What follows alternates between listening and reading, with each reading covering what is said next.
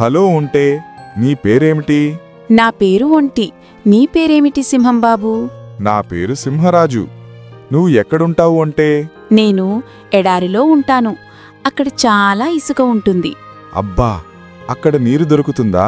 లేదు సింహంరాజా, నీరు చాలా తక్కువగా దొరుకుతుంది. కాని నా దేహంలోనే నీరు నిల్వ ఉంచుకుంటాను. వావ్, ఎంత తెలివిగా ఉంటావు. మరి నువ్వు ఎక్కడుంటావు సింహరాజా? నేను అడవిలో ఉంటాను. అక్కడ చెట్లు, నీరు, జంతువులు చాలానే ఉంటాయి. అడవి చాలా అందంగా ఉంటుంది కదా? అవును, కాని నీ ఎడారి కూడా ప్రత్యేకమే. సింహరాజా, మనిద్దరం వేరే వేరే చోట్ల ఉన్నా మనం స్నేహితులమవుదాం. అవునంటీ, మనం మంచి స్నేహితులం.